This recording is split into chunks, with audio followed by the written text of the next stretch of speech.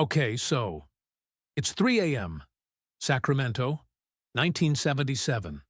There's a guy standing in someone's bedroom right now, flashlight pointed right at their face, ski mask, gloves, and he's whispering, not yelling, whispering, "Don't move or I'll kill you." Here's the thing, though. He's already been in this house, like days ago. He came in while they were at work and unlocked windows, left shoelaces on the bed. Shoelaces he's about to use to tie them up. This isn't random. This is planned. And this guy, he's going to do this over 50 times. 50. Then he's going to start killing people.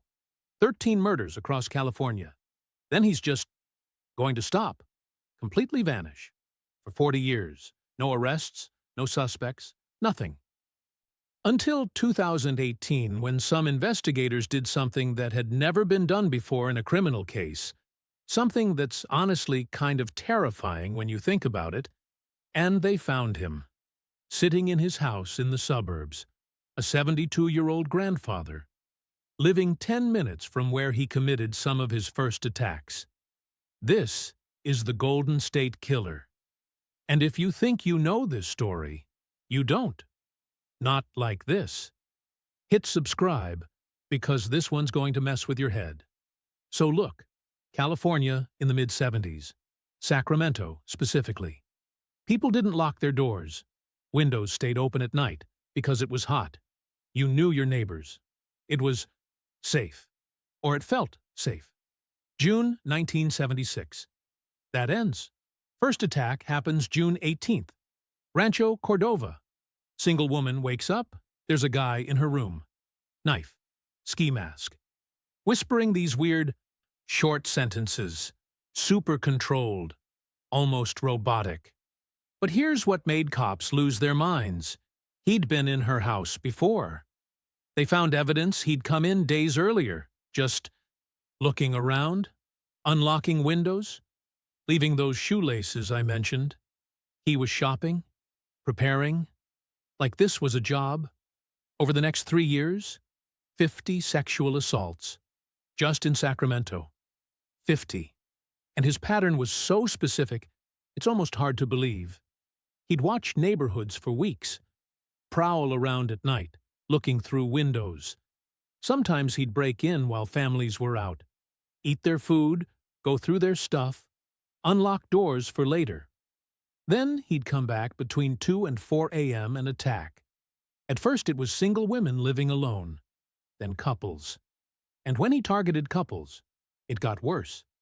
He'd tie up the guy, put dishes or something on his back. Tell him, "If I hear these dishes rattle, I'll kill her." Then take the woman to another room. Sometimes for hours. Survivors said he'd take breaks. Go to the kitchen. Eat food from their fridge. Come back. It wasn't just about violence, it was like he enjoyed the control. People described him as average height, 5'8", 5'10". Athletic. Moved really quietly. Some heard him crying to himself between attacks. Others remembered him raging when things didn't go how he wanted. He wasn't just a criminal. He was a psychological terrorist. March 1977. 9 months in. He starts calling. First he calls the police. Literally taunts them. "I already have my next victim stalked, and you guys can't catch me." Same day, March 18th. Attack number 15 happens. Sacramento went into full panic mode. Women bought guns. Families installed alarm systems. Hardware stores sold out of deadbolts. Nothing worked. He was always ahead. December 1977, he sends letters. One to the Sacramento Bee newspaper. One to the mayor. Claims to be the rapist. Includes this poem, "Excitement's Crave," with a line about wanting someone to make a movie about his life. He wasn't just committing crimes. He was performing them, getting off on the attention. Then, in 1978, everything changes, because he kills someone. February the 2nd, 1978. Brian and Katie Maggiore, engaged couple, out walking their dog. Normal Thursday night. They're 21 and 20 years old. Around 9 p.m., neighbors hear shouting, then gunshots, multiple gunshots. Cops find them in a backyard, both shot to death. Their dog tied to a fence, unharmed. Nothing stolen, no clear motive, no witnesses. But the evidence at the scene, shoe prints, behavior patterns, it matched the East Area rapist. Investigators mostly dismissed it, though. Why would a serial rapist suddenly start shooting people? Didn't make sense. Except it did. Same guy, just escalating. He keeps attacking in Northern California until July 1979. Then suddenly, nothing. Radio silence in Sacramento. Most people thought he'd died, or gotten arrested for something else, or just stopped. Wrong. He moved. 450 miles south. October 1979, Southern California. Goleta, near Santa Barbara. Robert Offerman and Deborah Manning. Murdered in their home, both shot. Signs of stalking, pre-planning. Windows unlocked beforehand. Local cops had zero reason to connect this to Sacramento. Different region, different M.O. No sexual assault component. But same guy. Over the next 7 years, he murders at least 10 more people across Southern California. And the violence gets brutal. December 30th, 1979. Dr. Robert Offerman and Deborah Manning. Goleta. March 13th, 1980. Charlene and Lyman Smith. Ventura County. Bludgeoned to death with a log from their own fireplace. August 19th, 1980. Patrice and Keith Harrington. Dana Point. Married 3 months. 3 months. February 6th, 1981. Manuela Withuan, 28 years old. Alone because her husband was in the hospital. Beaten to death with a lamp. Then the murders stop. 5 years of nothing. Had he finally been caught? Was he dead? Nobody knew. May 1986. One last victim. Janelle Cruz, 18 years old. High school senior. Home alone studying. Her family was away for the weekend. He broke in, raped her, beat her to death with a pipe wrench from the garage. She would be his last known victim. And then he just disappeared. For 32 years, like he never existed. So at this point, investigators are losing their minds. What they know, this guy is fit, athletic, can run for extended periods, vault over fences. Great stamina. He's methodical. Every attack shows serious pre-planning. He studies people, learns their routines, been in their homes multiple times before striking. And here's the kicker. He knows police procedures. The way he avoids evidence, the way he moves, it all suggests law enforcement training. He knows the neighborhoods intimately. Shortcuts through yards, drainage ditches, greenbelt paths. He knows which houses have dogs, which families have teenagers, who works night shifts. He's obsessed with control. The ligatures, the whispered threats, the psychological torture. It's not about sex. It's about power. And he left DNA. Everywhere. In the 70s and 80s, DNA analysis barely existed. But investigators collected everything. Blood, saliva, semen, and stored it, hoping that someday technology would catch up. It does. DNA analysis advances enough to prove definitively. The East Area rapist and the original Night Stalker? Same person. One guy. 13 murders, 50 rapes, 120 burglaries, 11 counties, 12 years of terror. FBI offers $50,000 reward in 2016. New composite sketches, press conferences, nothing. Trails 40 years cold. Every suspect cleared. Every lead nowhere. Then this crime writer, Michelle McNamara, gets obsessed with the case. She's married to comedian Patton Oswalt, spends years researching every detail, interviewing survivors, connecting patterns. She coins the name Golden State Killer to unify all these different cases under one identity. She believes he can be caught. She believes the technology exists. She writes a book, I'll Be Gone in the Dark, and then, 2016, she dies. Accidental overdose. 2 years before he's caught. She never knew how right she was. Her book comes out February 2018, becomes a massive bestseller. 2 months later, everything changes. If you're not subscribed yet, do it now. Because what happens next literally changed criminal investigation forever. April 2018, Sacramento DA's office. Investigator Paul Holes. He's worked this case for decades. About to retire. And this case haunts him. All those victims, all those families with no justice. But he has this idea. Something that's never been tried in a major criminal case. Genetic genealogy. Okay, so, 23andMe? Ancestry.com? Millions of people uploading their DNA to find relatives, trace family trees, whatever. There's this public database called GED Match, where anyone can upload genetic info for free. No warrants, no restrictions, just people voluntarily sharing DNA. And Holes realizes something crucial. You don't need a direct DNA match to identify someone. You just need to find their relatives. Here's how it works. They take DNA from a crime scene, process it, create a genetic profile. Hundreds of thousands of markers that show shared genetics with blood relatives. Upload it to GED Match. Pretend to be just another user looking for family. They get hits. Distant relatives. Third cousins.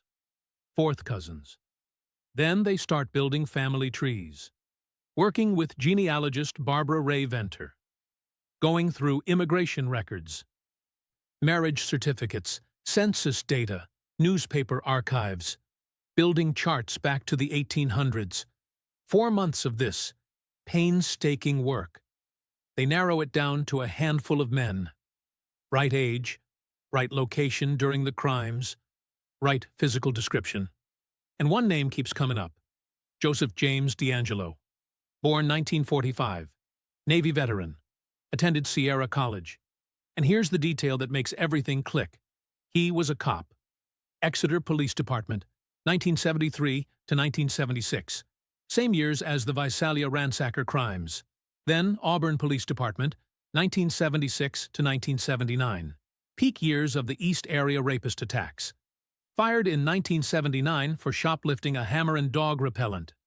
After that, East Area rapist attacks in Northern California. Stop. He knew police procedures because he was police. Response times, investigation techniques, evidence collection. He worked in the areas he was terrorizing. After getting fired, moves to Southern California. Gets a job as a mechanic. Original Night Stalker murders begin shortly after. Now investigators need to confirm it. Can't just arrest him based on genealogy. They need his DNA. So they watch him. Weeks of surveillance. His house in Citrus Heights, literally miles from where his earliest crimes happened. He's 72 now. Retired. Living with his daughter and granddaughter. Normal-looking grandfather. April 24, 2018. They collect a tissue from his garbage, swab his car door handle, send both for DNA analysis. Results? Perfect match. After 44 years, they found him. The Golden State Killer had a name. April 24, 2018. Early morning. Massive law enforcement team outside this modest house on Canyon Oak Drive. FBI. Sheriff's deputies. DA investigators, everyone armed, everyone tense. They don't know what to expect. Is this guy still dangerous? Will there be a shootout? They knock. Joseph James DeAngelo answers. Elderly, thin, frail-looking. They tell him who they are and why they're there. He says, "I have a roast in the oven." That's it. No resistance, no drama, no confession. Just this quiet, mundane surrender from California's most wanted serial killer. They take him to an interrogation room. Detectives try to talk. He immediately asks for a lawyer. Says nothing. But then, They leave him alone in the room. Cameras rolling, audio recording, and he starts talking to himself. I did all those things. I destroyed all their lives. So now I've got to pay the price. Not a full confession, but enough. Combined with DNA, genealogy, his cop background, case is airtight. Arrest makes international headlines. Helicopters circle his house, reporters everywhere. Survivors and families crying, hugging, processing 42 years of grief. One survivor, Jane Carson Sandler, attacked in 1976 at age 15, tells reporters, "I never thought I'd see this day." DA Anne Marie Schubert, "We found the needle in the haystack, and it's sitting in a jail cell." Paul Holes, after 20 years on this case, "The answer was always in the DNA. We just needed the technology to catch up." DeAngelo's charged with 13 counts of first-degree murder, 13 counts of kidnapping. Can't charge him with the rapes. Statute of limitations expired. But the murder charges? Death penalty on the table. His arrest marks the first major criminal case in U.S. history, solved through genetic genealogy. Since then, over 400 cold cases reopened using the same technique. The Golden State Killer changed everything, but the biggest question remained. Why? What makes someone do this? So Joseph DeAngelo's background is almost normal. Almost. Born 1945, New York. Dad was an Army sergeant. 2 sisters, 1 brother, middle class. No obvious childhood trauma. Graduates high school 1964. Joins the Navy. Vietnam War era, but never sees combat. Works as a damage controlman, gets out, attends Sierra College, studies criminal justice, gets engaged to a woman named Bonnie Caldwell. Then something happens. 1970. Bonnie breaks it off, meets someone else, calls off the wedding. Friends said DeAngelo was devastated, became withdrawn, angry, obsessed. First Visalia ransacker crime? 1974. 4 years after the breakup. During some attacks as the East Area rapist, he'd sob and mumble about Bonnie. Whisper, "I hate you, Bonnie," between threats. But look, most people go through breakups. They don't become serial killers. Psychologists think the breakup was a trigger. But the capacity for violence was always there. His crimes weren't about sex. They were about dominance, control, power, the binding, the torture, the stalking, all about controlling every aspect of someone's fear. And being a cop gave him the perfect cover. He knew how to avoid evidence. He knew response times. He knew which neighborhoods to hit. Some attacks, he impersonated law enforcement, wore what looked like a police uniform, told victims, "I'm a cop investigating burglaries." Perfect disguise. Who questions a cop? After his arrest, neighbors were stunned. Described him as quiet, grumpy, but normal. Mowed his lawn. Rode his motorcycle, had barbecues. One neighbor, "I'm shaking. I can't believe it. He was just a regular guy." But inside that regular guy was something profoundly broken. Something that let him live 2 completely separate lives for over a decade. And after his last crime in 1986, he just stopped, retired, raised a family, lived among the communities he'd terrorized. For 32 years, he got away with it. Case against DeAngelo is overwhelming. DNA from multiple scenes, recorded confession, police background matching crime timelines. But prosecutors have a problem. Crimes are decades old, witnesses dead, evidence degraded. Some departments even destroyed rape kits after statute of limitations expired. Defense attorneys know this. They also know their client is 74 with health issues. Death penalty trial could take decades. COVID shuts down courtrooms. Both sides start negotiating. June 29, 2020. DeAngelo appears via video, pleads guilty to 13 counts first-degree murder, 13 counts kidnapping, but there's more. Part of the plea deal, he admits to 161 uncharged crimes, involving 61 additional victims. Attempted murder, kidnapping, rape, robbery, burglary, false imprisonment, threats. Covers crimes in 7 counties. Deal spares him the death penalty. Instead, life without parole, multiple consecutive life sentences. He'll never see freedom. Most important part of the agreement? Sentencing hearing. Survivors and families get to confront him face to face. August 17, 2020. Sentencing begins, 4 days long, and absolutely devastating. Sentencing happens at Sacramento State Ballroom. No courtroom big enough for all the victims, families, media.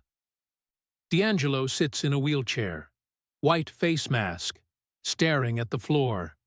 Barely moves, rarely makes eye contact. Then, one by one, survivors and families approach the microphone. What happens next is one of the most powerful courtroom moments in modern history. Chris Pedretti, attacked in 1976, age 15, speaks directly to him. "I've thought about you often, wondered where you were. Now I see you. You're old, weak, pathetic. You're not the monster you pretended to be." Gay Hardwick, attacked 1978. "For 42 years, I've lived with the memories. You violated my body, stole my safety, but you didn't steal my voice." Patricia Murphy, her parents, Lyman and Charlene Smith, murdered in 1980. She was 12 when she found their bodies. "You murdered my childhood that day." Ken Harrington, his brother Keith and sister-in-law Patrice, killed on their honeymoon. They'd been married 3 months. 3 months. You robbed them of a lifetime. Victim after victim. Hour after hour. Some with anger. Some with grief. Some with this quiet, terrible dignity. DeAngelo sits motionless through most of it. Occasionally glances up. Face blank. Final day. August 21st. Judge asks if DeAngelo has anything to say. First time in the entire proceedings, he removes his mask. Stands up from his wheelchair, revealing the frailty was at least partly an act, and speaks. "I've listened to all your statements, each one of them, and I'm truly sorry to everyone I've hurt." 15 seconds. No explanation. No details. No real apology. Judge Bowman delivers sentence. Life without parole. "Mr. DeAngelo, you're going to die in prison. Your victims and their families can finally have peace knowing that." He's immediately transferred to California State Prison, Corcoran, where he sits today, a frail, elderly man in protective custody, living out his final years behind bars. The monster who terrorized California will never walk free. So look, the Golden State Killer's capture changed everything. Genetic genealogy, the technique that caught him, has since solved hundreds of cold cases. Murderers and rapists who thought they were safe for 20, 30, 40 years, suddenly arrested. Buckskin Girl case, Bear Brook murders, Christy Marak killing, April Tinsley murder. Case after case. But it's also sparked this massive debate about privacy and ethics. When you upload DNA to a genealogy site, are you giving cops access to your info? What about your relatives who never consented? Privacy advocates say it's genetic surveillance, building databases of innocent people without warrants. Others say the databases are voluntary. The DNA used belongs to criminals. Solving murders is worth minimal privacy concerns. Debate continues, but the technology exists, and it works. GED Match updated its policies. Users now must opt in to allow law enforcement searches. Thousands still do. They think helping solve violent crimes is the right thing. As for the survivors, many say, finally knowing his identity, Finally, looking him in the eye brought closure. Jane Carson Sandler. For 44 years, I lived in his shadow. Not anymore. He's just a sad, pathetic old man now. He has no power over me. Michelle McNamara, the writer who coined Golden State Killer, didn't live to see his capture, but her book sparked renewed interest. Her research organized decades of fragmented evidence, kept the case alive. Her husband, Patton Oswalt, after the arrest. She always believed this day would come. She knew the DNA would speak, and she was right. HBO made a documentary based on her book. Premiered June 2020. Same month, DeAngelo pleaded guilty. Called I'll Be Gone in the Dark. Title comes from one of her final passages about the killer. One day soon, you'll hear a car pull up, an engine cut out, footsteps coming up your walk.